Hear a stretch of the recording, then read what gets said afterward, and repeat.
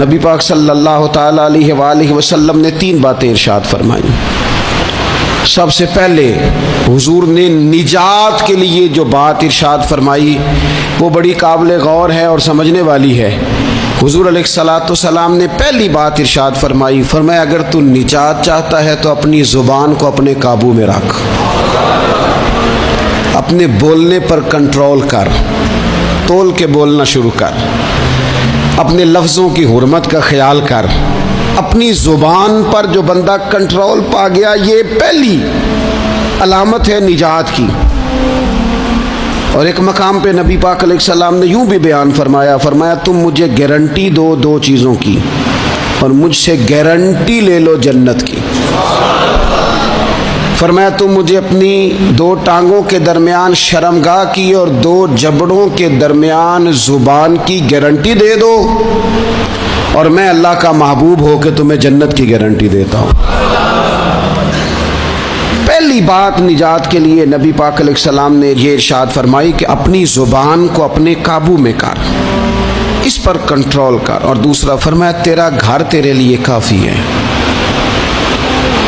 ادھر ادھر بلا وجہ نہ گھوما کر، بغیر سبب کے بہت ساری مجالس میں نہ جایا کر، ضرورت کے لیے جائیں، خیر پانے کے لیے جائیں، اچھے ارادوں سے سفر کریں۔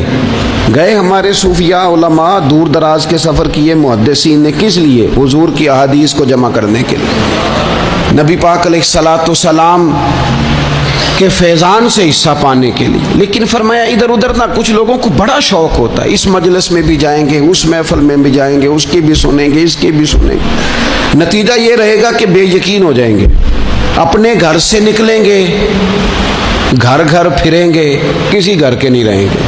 تیرے لیے تیرا گھر کافی ہے، اپنے گھر رہ، اپنا گھر جو ہے وہ تجھے کفایت کرے، اپنے گھر میں قیام کر۔ یہ دوسری علامت ہے نجات کے لیے۔ اور تیسرے نمبر پہ نبی اکرم صلی اللہ تعالی علیہ وسلم نے فرمایا اگر تو نجات چاہتا ہے نا تو اپنی خطاؤں پہ رویا کر،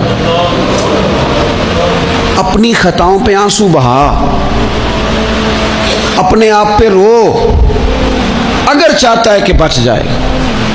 3 چیزیں نبی پاک علیہ الصلوۃ والسلام نے بیان فرمائی، زبان کو قابو میں کرو، اپنے گھر میں قیام کرو، اور فرمایا کہ تم اپنی خطاؤں پہ رویا کرو۔ یہ 3 اگر چیزیں تمہیں میسر آتی ہیں تو پھر رسول پاک علیہ السلام کی زبان فیض حق کے ترجمان سے گارنٹی مل رہی ہے کہ اللہ اس بندے کو نجات عطا فرمائے گا۔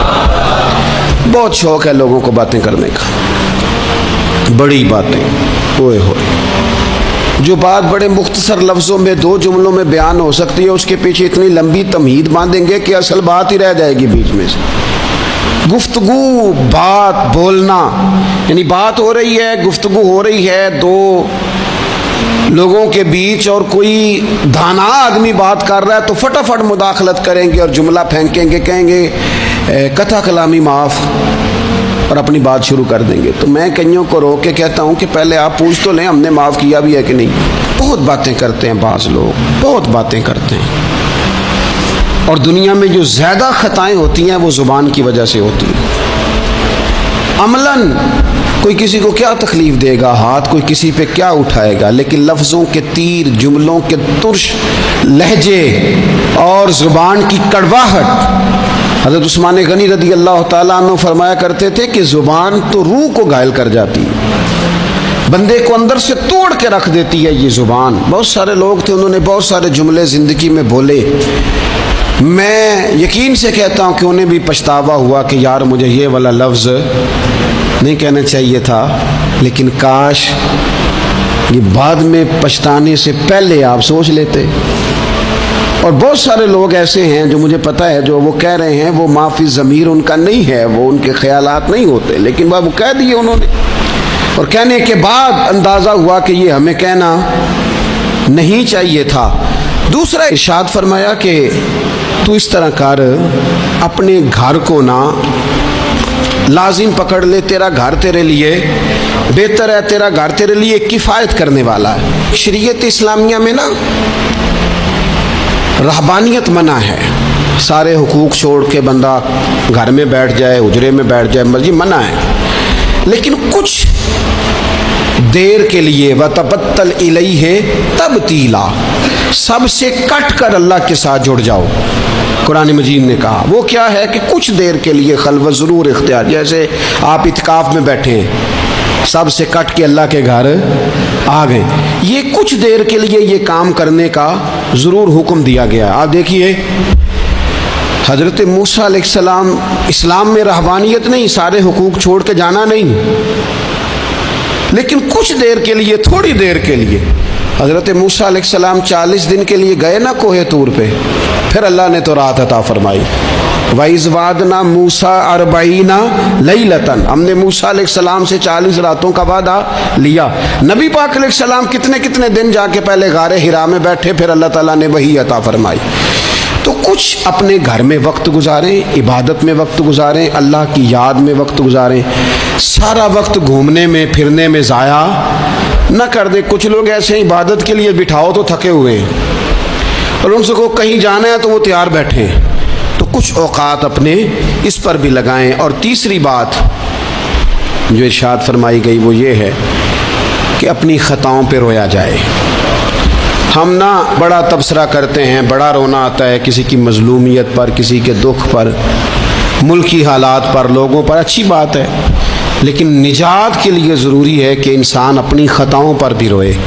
اور نبی اکرم صلی اللہ تعالیٰ علیہ وسلم نے فرمایا کہ اگر تمہیں اللہ کے خوف سے آنکھ سے اتنا قطرہ بھی نصیب ہو گیا جتنا مکھی اور مچھر کا پر ہوتا ہے، تو اللہ تبارک و تعالیٰ اتنا بھی تمہاری آنکھ سے آنسو نکل گیا تو جس طرح بھینس کے تھنوں سے نکلا ہوا دودھ دوبارہ تھنوں میں نہیں جاتا، تم بھی دوزخ میں نہیں جاؤ گے۔